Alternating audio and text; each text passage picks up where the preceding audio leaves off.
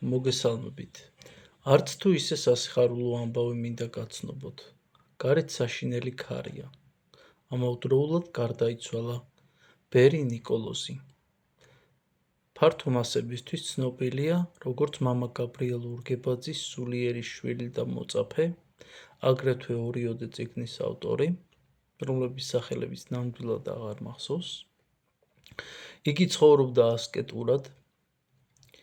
ვინც ხილიქს დაიწყებთ ამ ადამიანის შესახებ, გულწრფელად გეტყვით, რომ ფსიქიატრიულ საავადმყოფოში ხართ დასაწვენები, რანაირიც არ უნდა ყოფილიყო ეს მამაკაცი, თქვენ არაფერს არ გიშლიდათ, თავისთვის ცხოვრობდა, გამოკეტილი იყო სახლში, ბინაში და ზოგიერთებისგან განსხვავებით ეშმაკობით ფულს არ შოულობდა და მაიმუნობით, სხვების დაბოლებითა და გადაგდებით.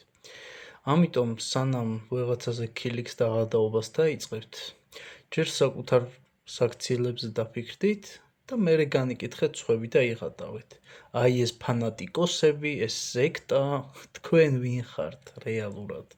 თქვენ რას აკეთებთ? უკეთესები ხართ ვინმე რამით?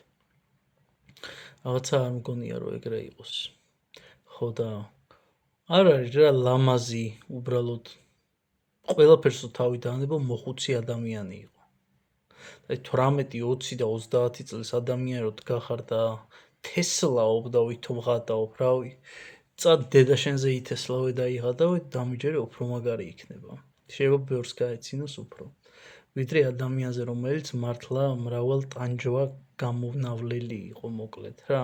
ბევრი რო არ მივედმოვედოთ, ცალკე საპატრიარქოსგან და ცალკე ადამიანებისგან. იტანდა უამრავ დაცინვას.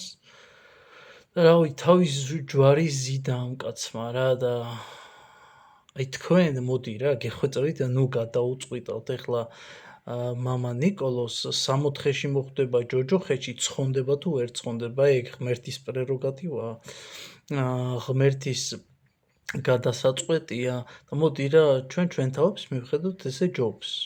მე მგონი რა ვიცი. ხო და სხვა რა ვიცი რა შემიძლია კიდევ გითხრათ. ეს კაცი გამოირჩეოდა სერიოზული ასკეტური ცხოვრებით.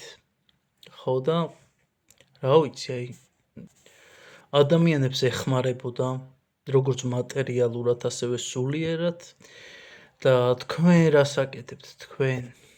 აი რო ღადაობთ და ტინგიცობთ.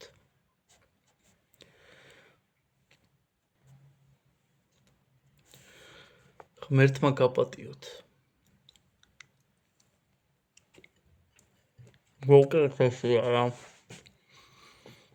ცხოვრებს მარგალიტი არ უნდა დაუყარო. აი ეგ არის რეალობა. სამწუხარო. სხვა რა გითხრათ, აბა მედოქი კაია. სამწუხარო ის არის, რომ მამა ნიკოლოზი მედოქს ვეღარ შეჭამს. და ვეღარც ლიმონადს ვეღარ დალევს. და თქვენ ვისაც გაქვთ ამის ჯერჯერობით კიდე საშუალება, მიირთვით. დატკბით ამ ცხოვრებით, ერთხელ მოდიხართ ამ ქვეყანაზე. ქრისტე გფარავდეთ, ნაკლები განვიკითხოთ ერთმანეთი, მეტად შევიყვაროთ ერთმანეთი, უანგაროთ და ქრისტე ცენტრულად რაც მთავარია. აბა, როგორც იტყოდნენ, სპოგამ ჩემო მეგობრებო, სპოგამ. წარმატებები. კოცნით.